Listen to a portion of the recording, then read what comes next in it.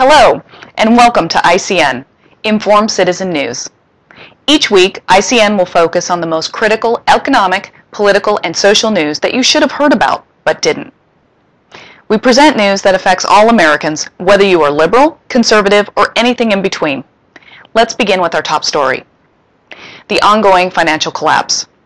This is the most important issue concerning all Americans. Our financial system is under extreme stress, and the people who didn't see it coming are in charge of fixing it. This week, Treasury Secretary Henry Paulson, man in charge for the Bush White House, changed the $850 billion plan that was sold to Congress and the American people. The original plan was to use the money to buy troubled securities from lending institutions to help the economy. What's his new plan? To give money directly to Wall Street banks. In an interview with Bloomberg Television, he said the original plan was a good plan. What changed was our understanding of the magnitude of the problem. Paulson also said the bailout law gives him broad authority to purchase troubled financial instruments, and that there apparently is no limit to his authority except congressional oversight.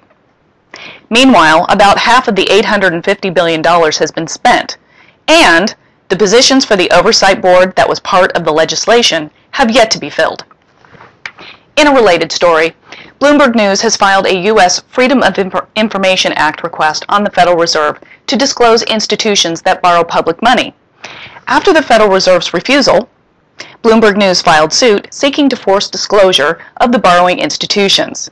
Matthew Winkler, the editor-in-chief of Bloomberg News, said, "The American taxpayer is entitled to know the risks, costs, and methodology associated with the unprecedented government bailout of the U.S. financial industry. Let's see, lots of money, no understanding of how to fix the problem, total secrecy, and no oversight." Moving on. There are people who blame the Federal Reserve for current economic troubles. On Saturday, thousands of people marched in 39 cities across the country to call for an end to the Federal Reserve. Each march ended at the local Federal Reserve Bank. The End the Fed organizers called Saturday a national day of protest and education. Participants in the marches represented the political spectrum, from liberal to conservative and everything in between. Here are a few thoughts from the people calling for an end to the Federal Reserve. I'm here because everything they say about the Fed to defend it is based on a tissue of lies. The Fed is not the basis of free market capitalism. It's the reverse. It's corporatism, fascism, corporate socialism, whatever you want to call it. It doesn't help the average person, and if you were to just print up a bunch of money in your basement, it'd be counterfeiting. When the government does it, it's monetary policy, and the Federal Reserve creates money and credit out of thin air. It's very destructive, and it is counterfeiting, and it's very immoral. The Federal Reserve is one of the most powerful institutions in the world as it sets policy for the American monetary system. The informed citizen should learn about the Federal Reserve. ICN recommends the book The Creature from Jekyll Island by G. Edward Griffin. It's available at realityzone.com. Right now, everyone and their brother is lining up at the taxpayer trough.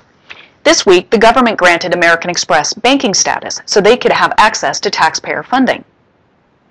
AIG, the world's largest insurer prior to collapsing 2 months ago, was originally loaned $85 billion and this week requested an additional $70 billion from the taxpayers. And now, Ford, GM, and Chrysler are getting in line for the taxpayer gravy train. Who's next? Airlines? Home builders? The bottom line is these banks, lenders, and insurers and automakers manage their businesses so bad that they are holding the American taxpayer hostage. If they are not bailed out, then the economy is going to collapse. The problem is that the country is already heavily in debt.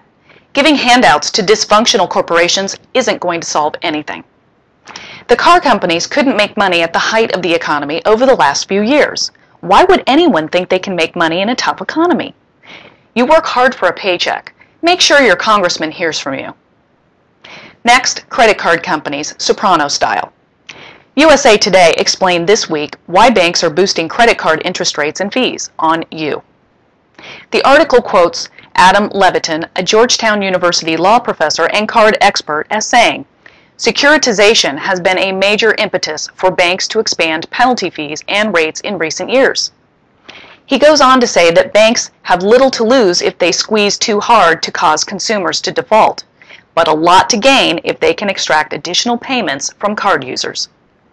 So the banks who loaned you money on your credit card have sold that loan at let's say 12% to Wall Street.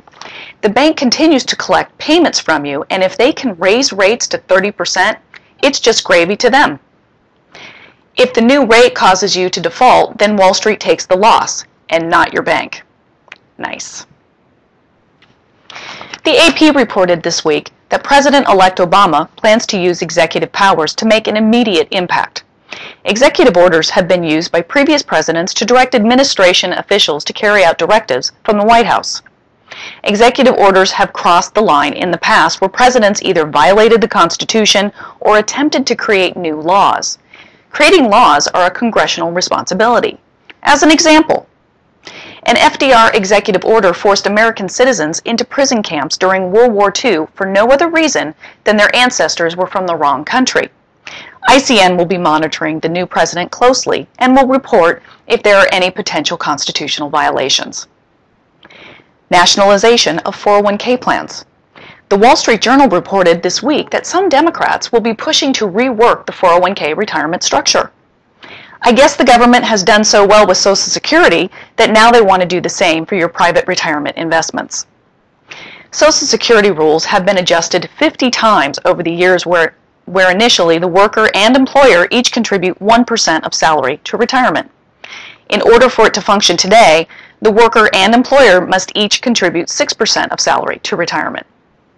Everyone knows that the government cannot deliver the promised Social Security benefits in the future without more changes, which leads some to ask, how about they fix the Social Security before they get their hands on America's private investments? In our next story, a new civilian army draft? The San Francisco Examiner reported that President-elect Obama's new Chief of Staff, Rahm Emanuel, is a big proponent of a mandatory civilian service for Americans between ages 18 to 25. In his book, Emanuel writes, all Americans between the ages of 18 and 25 will be asked to serve their country by going through 3 months of basic training, civil defense preparation, and community service. Obama has indicated his own preference for requiring 50 hours of service from high school students. The question will be, does the federal government have constitutional authority to compel free citizens into government service except in times of war? Stay tuned. In health-related news, the gardisil vaccine. The Fiji Times reported this week in an article titled, "Are Our Girls Guinea Pigs?" that a few students given the gardisil vaccine, manufactured by Merck, had adverse reactions.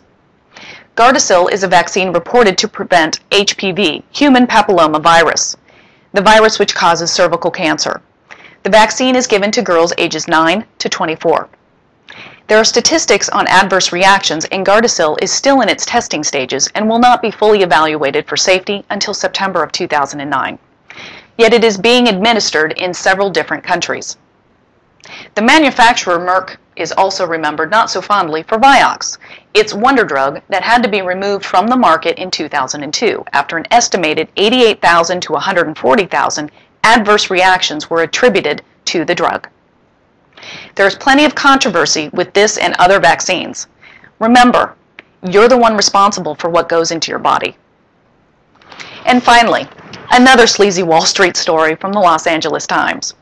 Goldman Sachs & Company urged some of its big clients to place investment bets against California bonds this year, despite having collected millions of dollars in fees to help the state sell some of those same bonds. The giant investment firm did not inform the Office of California Treasurer Bill Lockyer that it was proposing a way for investment clients to profit from California's deepening financial misery. Can you say conflict of interest? Well, thank you for spending a few minutes of your busy day with ICN. You may not have enjoyed hearing the news, but we hope you are more informed. Join us next week as we bring you the news you should have heard but didn't. We depend on you spreading the word about ICN. Please send your friends and family the link to this YouTube channel. From all of us at ICN, have a happy Thanksgiving.